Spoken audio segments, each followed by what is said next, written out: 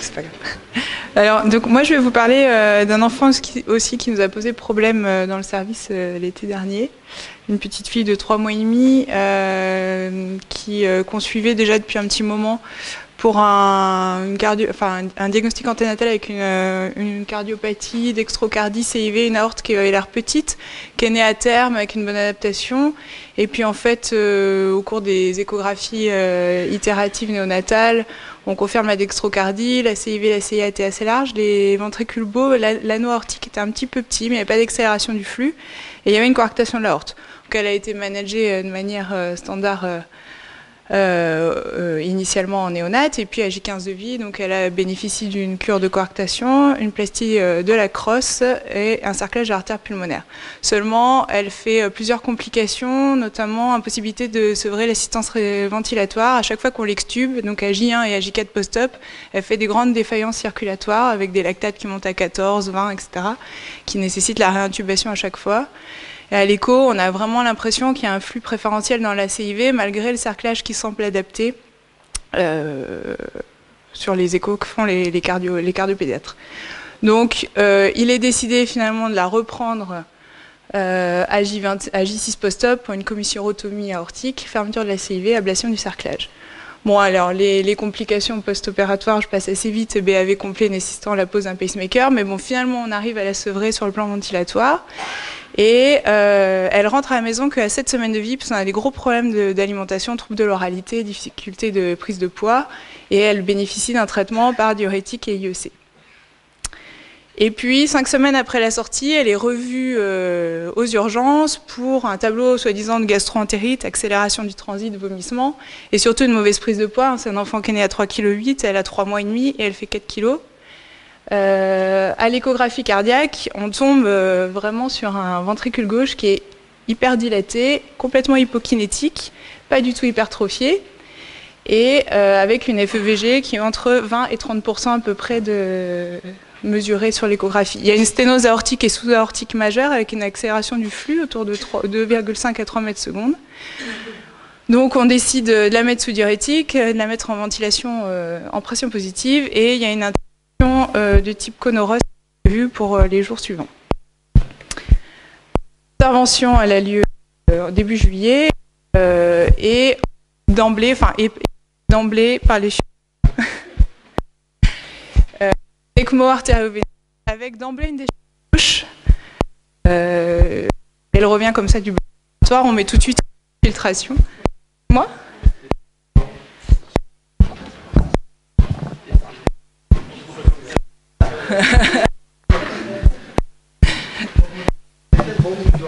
Non, je fais ça moi.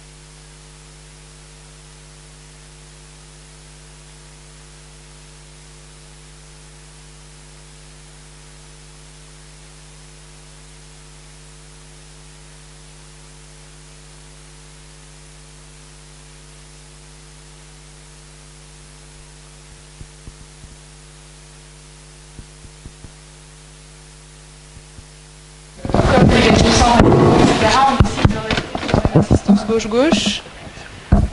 C'est bon. Donc, sur une assistance gauche-gauche et d'enlever l'oxygénateur et de faire l'oxygénation par le poumon.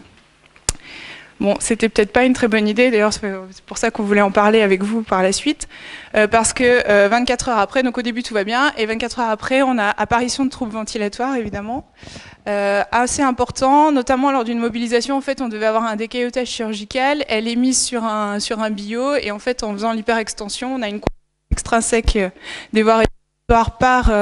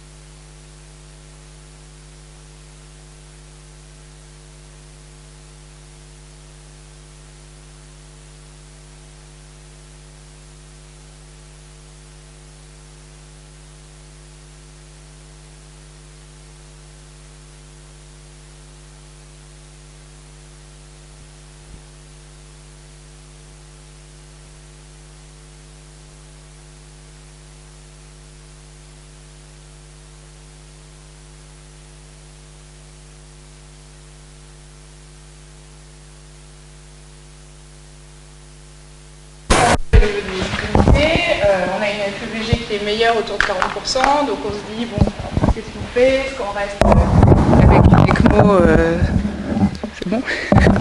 Voilà. Non, c'est pas grave. Est-ce qu'on reste avec une ECMO centrale? Est-ce qu'on passe en ECMO périphérique pour le sevrage? Est-ce qu'on carrément sèvre l'ECMO? Est-ce qu'on change la canule aortique? C'était compliqué, vu la situation. Nous, ça nous paraissait périlleux d'enlever complètement l'ECMO parce que la PaO2 dans l'OG restait médiocre. On avait à peu près 60 de PaO2 sous 100%. Le poumon ne nous paraissait pas faire son travail de manière optimale pour sevrer complètement l'ECMO. Bon, et du coup, les chirurgiens ont finalement opté pour mettre en place une ECMO périphérique jugulo-carotidienne.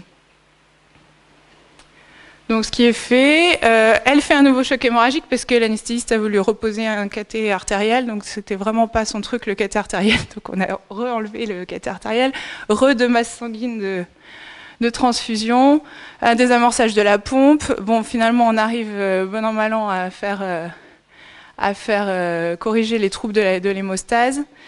Et puis, finalement, on arrive à sevrer l'ECMO sous adré AJ13 et à Strasbourg, en fait, on fait assez facilement de la dialyse péritonéale. Donc, on met en place un cathé de dialyse péritonéale pour suppléer l'insuffisance rénale persistante. Et puis, finalement, le thorax est fermé à J15 et sevrage de l'adrénaline. Alors, après l'ECMO, il persiste une hypokinésie, donc 40% de fraction d'éjection. À droite, on n'a pas de problème particulier, il n'y a pas de gradient VG aorte, mais il reste une dilatation majeure du cœur, enfin du cœur gauche qui se résout pas. Elle a une thrombose des deux veines jugulaires internes, du TVI, de la veine fémorale droite. Elle fait évidemment un chylothorax avec un chylopéritoine, une entéropathie chilleuse, donc une dénutrition sévère avec des troubles alimentaires majeurs. Oligo-anurie persistante avec forte dépendance aux diurétiques. Elle fait plein de sepsis, choc septique et à point de départ digestif. Et elle a une dépendance complète à la ventilation mécanique qui nous avait poussé à la trachéotomiser. Bon, enfin, vous imaginez que ça ne s'est pas très bien terminé, hein, finalement. Je ne rentre pas dans les détails. On y a cru un peu, mais je pense qu'en fait, le fait que le myocarde soit complètement dilaté d'emblée, c'est qu'il devait déjà être plus tellement fonctionnel, malheureusement. Voilà, donc les questions qu'on voulait discuter avec vous, c'était qu'est-ce que vous faites pour quand vous avez des chocs hémorragiques comme ça sur les prothèses ou sur les canules. Qu'est-ce que tu appelles cathéter artériel? C'est le cathéter de monitorage de la pression invasive en fait. Ouais, sur la cathé radiale. Ouais. Non, il n'est pas parti, ça a suinté autour et ça saignait massivement. 2 masses sanguines, ouais. Bah, c'est ce qu'on a fait, on l'a enlevé. Mais alors du coup, le monitorage, en fait, la question c'était, est-ce que pour vous c'est valable, je ne sais pas si les gens ont l'expérience, de monitorer l'hématose sur les pressions dans l'oreillette gauche? Parce que finalement, on tourne quand même pas à plein débit sur cet ECMO, qui est gauche-gauche, en plus, c'est quand même pas très le plus classique. Est-ce que ça a un sens? Parce que nous, finalement, on s'est basé là-dessus pour décider de sevrer ou pas l'ECMO, en fonction de la PaO2 qu'on obtenait sur cette oreillette gauche, enfin dans cette oreillette gauche. Ouais. Si on avait des complications respiratoires initialement, le fait d'avoir une très bonne PO2 sur le KTOG, c'est plutôt rassurant par rapport à l'hématose pulmonaire. Oui. Ça renseigne pas sur l'hématose de la membrane, mais c'est pas ça qu'on cherche. Non, parce que les gaz sur la membrane, ils étaient bien, hein, ça c'est sûr. C'est une façon de mesurer les choses, mais bon, sauf qu'on n'a pas la courbe de pression artérielle, ça c'est certain. Ça c'est sûr. L'autre question que je voulais poser aussi, c'est par rapport au problème hémorragique. Comment vous contrôlez votre hémostase? Oui, alors justement, c'est une bonne question. En fait, nous, on n'a pas du tout accès au thromboélastogramme à Strasbourg. On nous a déjà dit que c'était pas la peine d'y penser avant plusieurs années. Donc en fait, on monitore sur le TCR ratio ou le dosage de l'hyparinémie. Les syndromes hémorragiques à répétition, les problèmes que vous avez eus, ça ressemble à des difficultés d'hémostase majeures. Tout à fait. Mais même les héparinémies, en fait, en les dosant, on a du mal. Sinon, on les dose, mais on a du mal à les équilibrer, surtout chez les petits. Alors bon, on passe assez facilement de l'antithrombine 3. Finalement, elle, comme elle a fait les micros emboles, etc., on s'est posé la question même de switcher pour mettre sous Arganova, et ça, en se disant est-ce qu'elle fait pas une TIH. Bon, on n'a pas eu la réponse, les anticorps étaient négatifs, mais après, voilà, ça exclut pas. Voilà, c'était un peu ça. Ça veut bien dire que dans des ECMO chirurgicales, dans le post-opératoire, le contrôle de l'hémostase est vraiment l'élément majeur, beaucoup plus que pour les ECMO médicales et surtout les véno-veineuses où les choses sont quand même beaucoup plus simples à gérer. Et là, un arsenal du labo d'hémostase de haut niveau est tout à fait incontournable parce que sinon on gère des complications terribles. Tout à fait. Et c'est ça qu'on peut retirer comme leçon. Le deuxième cathéter artériel, il avait été posé par dénudation chirurgicale, enfin sous contrôle de la vue, avec optimisation de l'hémostase, et elle a quand même saigné de manière... Ouais.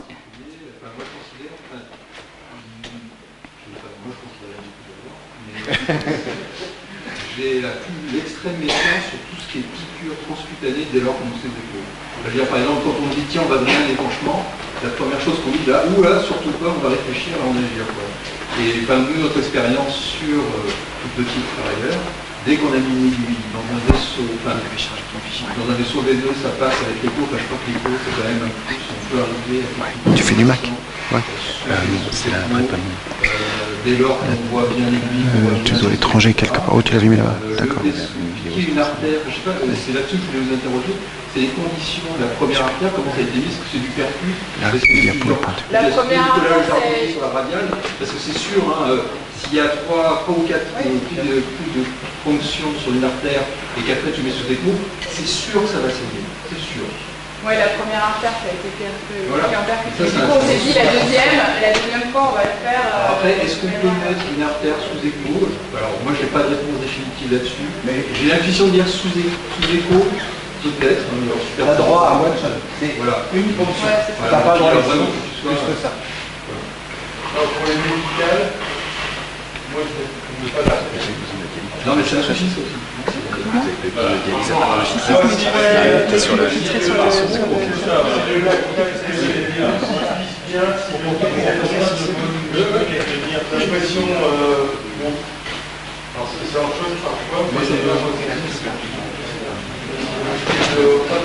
Et est-ce que ça vous choque le sevrage en passant par l'écho périphérique après être passé par l'écho central? Non, c'est une bonne moyen de... C'est la première fois qu'on le faisait, donc je n'avais pas...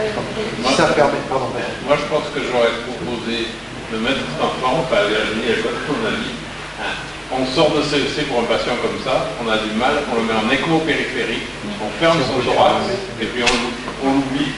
Si on peut le faire, ça se passe. Parce que les problèmes de drainage pulmonaire avec le thorax ouvert, c'est compliqué aussi. Ça pose nous, ça nous pose vraiment problème. L'écho central, si on pense que c'est pour 24 heures, c'est parfait. Oui, oui. Mais sinon, on ne mobilise pas, on a ce que tu dis, c'est-à-dire les grains, les secousses, machin, tout ça, etc. On reprend, on décaillote, on part dans on est en écmo périphérique, thorax fermé, on change de niveau de gravité. Ça n'empêche que ça reste grave, ça n'empêche que, mais c'est pas pareil.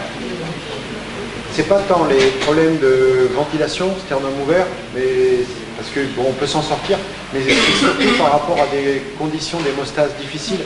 Le fait de contrôler l'hémostase en fin d'intervention, puis de fermer, on sera plus performant. On n'est pas à l'abri d'une tamponnade, on n'est pas à l'abri de ça, mais quand même c'est plus performant. Bah, je te remercie. On va passer à...